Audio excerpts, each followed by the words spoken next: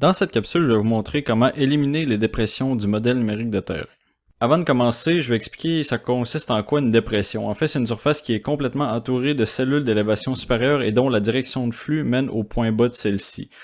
Donc, il faut absolument les éliminer. Puis il y a deux étapes essentielles avant la modélisation hydrographique, c'est soit le remplissage ou le bréchage. Donc, on peut choisir une des deux ou utiliser les deux.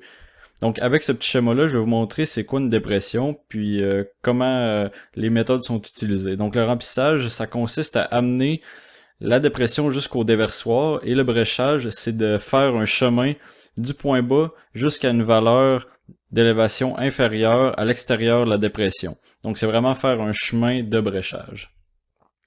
Donc, dans cette capsule-là, je vais faire toutes les étapes, c'est-à-dire le bréchage et le remplissage. Donc, les logiciels disponibles, il y a Whitebox, Saga, Totem et Grass.js qui est disponible dans QGIS. Donc, celle-là qu'on va utiliser, c'est WhiteboxGat, parce que c'est celui-là que les algorithmes fonctionnent le mieux. Alors, les étapes à suivre pour l'élimination des dépressions sont la première, Breach Single Cell Pits, qui est un outil à intégrer dans votre projet ArcGIS Pro avec Whitebox. Ensuite, le deuxième, c'est Breach Depressions Least Cost, qui est également dans la même boîte à outils. Ensuite, il y a Breach Depressions et on va terminer avec le remplissage qui est dans un autre boîte à outils à intégrer dans votre projet, soit celui de ArcSaga. Donc, avant toute chose, avant d'amener le modèle numérique de terrain dans Whitebox, c'est important de le convertir en point float, dans le fond en réel, c'est-à-dire l'outil ici.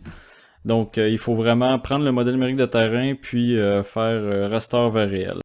La première étape dans l'outil, dans Whitebox Tools que vous avez importé dans votre fichier de travail, dans votre projet ArcGIS, c'est d'aller chercher l'outil Breach Single Cell Pits, comme je l'avais mentionné.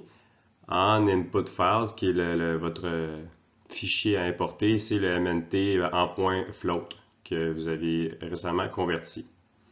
Pour le fichier en sortie, c'est à vous de déterminer le nom pour que ce soit le plus clair possible puis que vous soyez capable de le retrouver.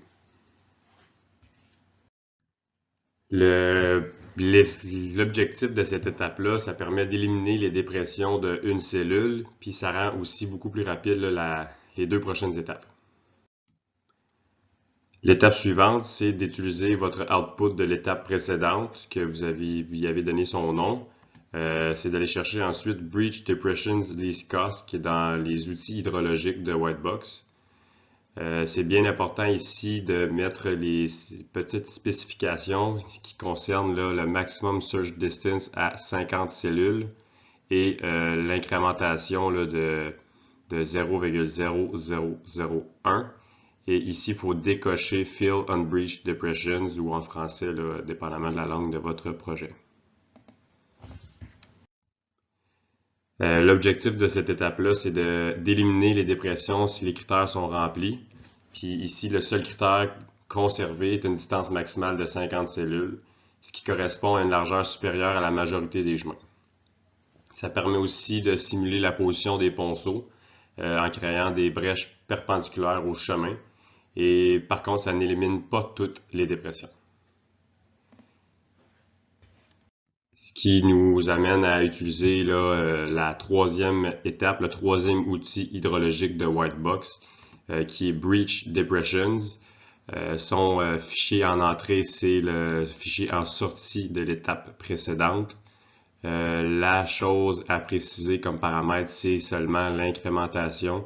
Ne rien inscrire dans les maximum breach depth ou maximum breach channel length. Puis décocher Fill Single Cell Pits. Là, ce que ça fait, c'est que ça permet d'éliminer les dépressions restantes qui n'ont pas été traitées par l'outil précédent. Ça fonctionne avec un algorithme qui est différent, mais qui n'améliore pas la détection de la position des ponceaux. Donc ça permet de conserver l'information dans le fond des dépressions de grande superficie. Souvent, c'est de l'information qui est associée aux méandres des cours d'eau, ou quand il y a des très très grandes dépressions et que le fond est à plus de 50 mètres justement là, d'un point à l'extérieur de cette dépression-là. Donc, je vous ai montré une petite image ici, c'est un modèle ombré pour vous montrer un peu ce que ça fait, les deux algorithmes de bréchage. Donc, ça c'est après. Je peux remettre l'image avant. après. Puis ici, en rouge, c'est l'action de l'algorithme Breach Depression. Puis ici, en mauve, c'est Breach Fast. Donc, on voit vraiment la différence. Les petites brèches sont localisées autour des chemins et puis sont perpendiculaires, tandis que les plus grandes brèches sont vraiment à l'intérieur même du milieu humide, puis ça conserve un peu l'information des méandres. Puis ensuite, il faut utiliser l'outil de remplissage de Saga. Dans le fond, on va chercher la boîte à outils Terrain Analysis Preprocessing. Puis c'est vraiment l'outil FillSync XXL. Puis garder les paramètres par défaut, ça c'est pas grave. On peut par exemple aussi minimum slope mettre 0,01 ou 0,01. Donc c'est pas vraiment important. L'important c'est que ça soit en bas de 0,1. C'est 0.1 en fait parce qu'il faut changer le format du symbole décimal de Windows. Donc c'est important d'aller dans le panneau de configuration, dans Région, puis après ça d'aller dans Paramètres supplémentaires. Il y a cette fenêtre-là qui va ouvrir, puis le symbole décimal, s'il est en virgule, ça ne marchera pas parce que Saga fonctionne uniquement avec le symbole décimal en point. Donc ça c'est important de le faire avant d'utiliser peu importe quel outil de Saga. Donc cette étape-là, ça élimine avec certitude les dépressions pouvant ne pas avoir été traitées par les outils précédents. Donc par exemple, on pourrait utiliser juste Breach Depression, l'étape 2, puis après ça, sauter directement au remplissage sans faire le Breach Fast. Puis même si cet outil peut être utilisé seul dans les 3 premiers pour plus de rapidité, dans le fond, on peut juste effectuer un remplissage. L'usage du bréchage améliore significativement l'exactitude des réseaux hydrographiques en améliorant à la fois l'exactitude des ponceaux et l'exactitude de la position des cours d'eau dans les méandres.